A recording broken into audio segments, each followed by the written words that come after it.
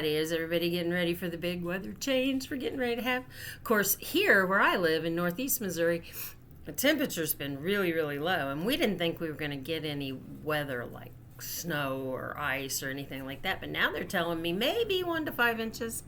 Just kind of depends on how it all falls out, which makes me really happy because I love a good snowstorm. I really do. I'm sorry. Please don't throw rocks. Don't give me nasty comments. I just love them. If I get them, I get excited. Can't help it. I think it probably comes from being a teacher for a long time and going, a little gift of time. Get some of that grading done or read a book. Those sorts of things. So I only have a couple of people in my life that agree with me about snow. One of them lives in Georgia, and she likes a good snow day. She doesn't get them every year, but she likes it when she does. Of course, she was raised in Iowa, but my grandsons love a good snow day because that means maybe an early dismissal or a day out or a great day snowball fighting and sledding with Dad because he's a big kid too. And then my sister-in-law Debbie, oh my gosh, she loves a good snow day too. We drive everybody crazy talking about, it's gonna snow, we're so excited. We get all these emojis from everybody. But anyway, so I've been spending the last couple of days getting ready just in case that I get the next 2 days to just sew, which is what I love to do. So I thought I would just hop on here for a few minutes and see if everybody's got their preparations done. I've been to the grocery store. Gonna make a big pot of chili tomorrow morning before it all starts, so I make sure I have electricity and we can taste it at least. I did my laundry, got my house clean. I'm all ready for sewing. So I hope everyone is safe, and I hope everyone gets the weather they're hoping for instead of what they're probably going to get. But I just wanted to hop on and talk for just a few minutes and catch up with everybody. I've been busy getting some stuff ready for some classes I'm teaching in February and April, and they're not quite ready to show, but I'm going to show you part of one of them. Last week, back to the weather.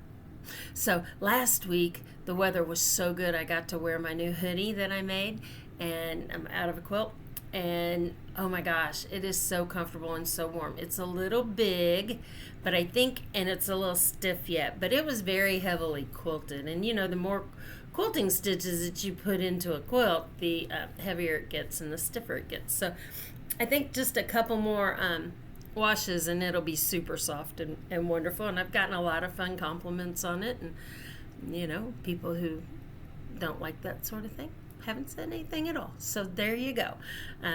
Learn their manners. Anyway, that was a fast project. Today I want to talk to you just a little bit about this new idea of slow stitch. Now, it's not really a new idea. I think it's just newer verbiage.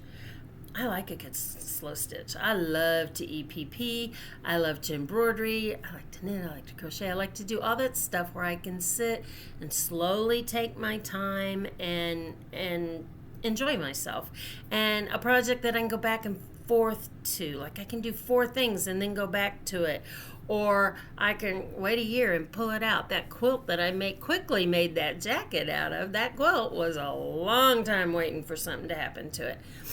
So this idea of a slow stitch has just kind of, been sticking in my brain like a little earworm. So I was going to talk to you a little bit about that. Like I said, I really like to embroidery, and I wanted to give you just a little update. Look at that. I'm getting there. There's a colonial knot stitch that I'm trying to learn to do correctly. I don't know that I'm getting it done, but I've made some pretty good knots anyway. So there's something different between a colonial knot and a French knot, and I don't quite have it figured out yet. Most of my embroidery over time's like the lazy daisy stitch and the back stitch, stem stitch. I love to stem stitch. French knots, just the real basic stuff. But I've picked up a few things lately, and I'm trying to learn and get a little better. I bought a Sue Spargo book a few years back, and so I've pulled it back out, and I've been looking at it, trying to figure out a few things from her. And I just ordered myself from, I think it's called Alice Caroline Fabrics. She's over in the UK, I think, and she has the EPP. It's EPP and it's embroidery. And so I ordered her book. I pre-ordered it. It won't be here until later in February, and I will look it up. I'll look it up and I'll put it in the bottom down here because you might need one too if you like to do those kinds of projects. I'm real excited about it. Anyway, I digress. I also wanted to give you a little update on these little guys on a log in the ocean. You can see my thread hanging there. I'm not quite done. I need to pick it up. I didn't even press it for you. I just took it right out of the hoop and brought it over here to show you. I'm not sure what I'm going to do with this one. I'm thinking maybe just a little pillow. I love this. I got this in Oregon. I was on vacation a couple of years ago at Cannon Beach. I think it's Cannon Beach. And, excuse me. I love Oregon. I absolutely adore Oregon.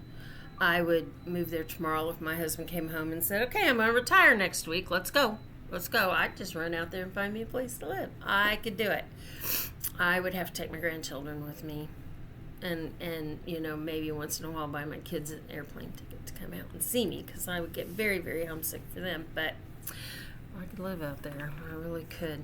Anyway, that's one of my little treasures from Oregon that I'm working on. And really, I didn't have to do anything to it. I could have just quilted it, and made a pillow top. But I don't know. There was just something about some embellishment that I thought, I don't know. It just did it for me. So that's what I've been doing. Those are two of my little slow stitches that I have going right now. Plus, I have a couple of little EPP things I pull out every now and then work on. But I want to talk to you about the slow stitch that I've been working on lately. It's not really designed to be a slow stitch. And it's not slow. I'm slow. It's not slow. But it makes a good slow stitch for the machine. When I think of slow stitch, I think of something that's got an awful lot of handwork on it. Just a lot of handwork where you just kind of sit and watch it snow or watch a good movie or listen to a book. I'm not a huge book listener, but I can do it. Or a podcast. I do like a good podcast. But I teach a lot of classes using the So Kind of Wonderful rulers. And the one that I'm going to be teaching in February is called Hexie Meadows. And it's a take on Grandma's flower garden, where you get the little EPP out and you just make these beautiful little flowers. And so these are not my normal colorways. They are colors I love and colors that I use, but I rarely put red, white, and blue together in one quilt. And that be the only color. Now, I might put them all in one quilt, but usually I have some other colors. So here's a couple of my blocks that I have done. So you can see, I think at the time I picked just the red, white, and blue, it was because of the people around here were talking about the 250 years. Is that right? 250 years? Yeah.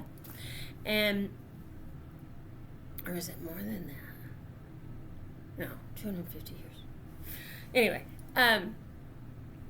I thought the red, white, and blue would be cute because I doubt I make the full quilt.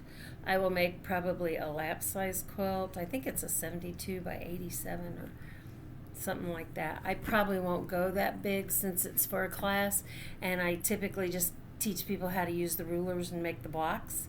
And then sometimes we get back together and look or whatever. And if it's something bigger, we'll do a 2-day class. But this is just a block class because every block's the same. Every block's the same. But if you want a slow stitch to kind of work on in between projects, this would be a great one. Just a great one. I don't think this is very fast, even though I've been doing it on the machine. Now, I have to admit, I don't always work on it every day. I have other things that I'm doing, but it takes a bit to make one block. Look at all these pieces. I haven't counted them. 6, 7, 8. See, these are all little pieces. I'll count them up and put it in the drop down.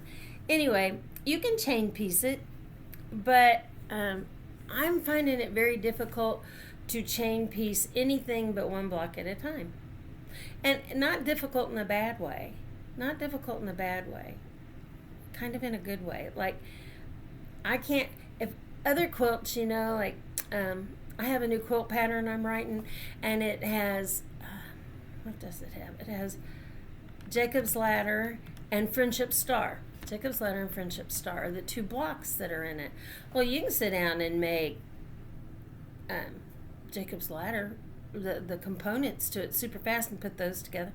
You can make a Friendship Star. It's a whole bunch of half square triangles, and you can chain piece all those pieces and lay them out and put them together, and it doesn't work that way with this very well. For me, I'm sure other people have figured it out.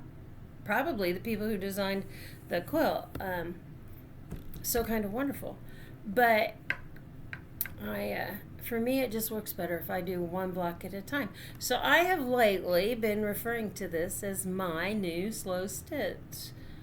It can't take much longer though, because I need to get it done and get it quilted. But when I get it all done, I'll pop back on here and show you. But I want to know, you can leave me a comment or whatever. Well, what do you like to do for a slow stitch? Do you like, is it all handwork? Can you do it, slow? Do you consider things on the machine slow stitch? So I guess maybe I'm looking for a really good definition, and then just what you like to do. I don't know. I'm kind of excited about this, and I'm kind of excited that in a short minute my brain went, this is a machine. Quilt, zip them together. It should be zip them together. I chain piece parts of it, but it just takes a while to make a block. And also, I admit, I do not sit down and go zoom. I go at a nice, steady, even pace. And when I'm doing things that are new to me, or like So Kind of Wonderful has curves. They are known for their curves. I have to slow down just a little bit to get those in there. Now, this is done with their straight ruler, so that makes it a little easier, but you're still working with little pieces. I'm going to pause for just a second and take care of that on. Okay, I'm back. I think she's okay. I just have a couple more things I want to talk about. I think I kind of cut myself off before, and I'll try to get that all edited out. But let me know in the comments what you think about slow stitch, what you would like, what you would like for all of us to consider slow stitch. Start a conversation. I'm always asking for comments and likes and subscribes and all the things, and I mean it every time. I love to talk. I love to talk about what I do. One other thing I'd like to talk to you about is I am looking to do some classes, some online classes, and I'm starting to kind of develop some ideas and get ready to get started. But I would also like it very much if there was something that you thought would be a really great entry level to quilting kind of class, or some technique or help that you need. I can't tell you that I'm 100% perfect at it, because I'm not perfect at anything, but I have a lot of experience and I love to teach, and if I can figure out how to do it, I'll sure do it. So if you could drop something about what you might like to learn, or you might think other people would like to learn. I know that my daughter-in-law started working on upcycling some of her clothes and altering it, and my girl Marissa has started trying to learn to sew from scratch, basically. She's lucky enough to have a little sister who's done a little sewing, and she comes to visit, and they're kind of working through and learning together. And I'm going to go up and spend a day one of these days, and we're going to shop a little bit and maybe do a few things, and help her get going. And like she says, if people aren't teaching new people who want to get into a craft, if they're not holding those classes or making those classes available online, then it's going to be a dying art. And quilting's been around forever, and it's had its resurgence, and it's come in and out of favor or vogue, in and out of vogue. Maybe that's the word we need. Anyway, I would very much like to get some input on what you think that people would like to learn, or you'd like to learn. I would love to put together online classes for anyone at any level that I feel like I could handle. So have a great weekend. Stay warm. I'm going to maybe put a few things on the end just so you can kind of see what's been going on in my sewing room.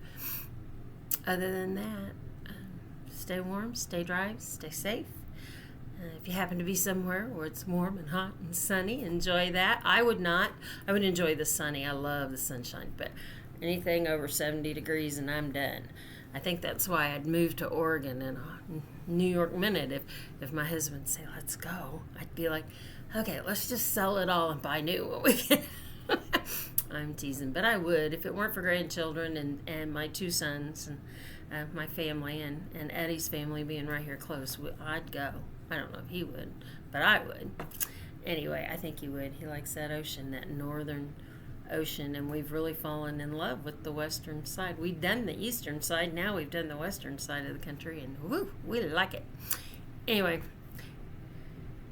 too much information all the time. I never know when to stop. Hence, words and stitches.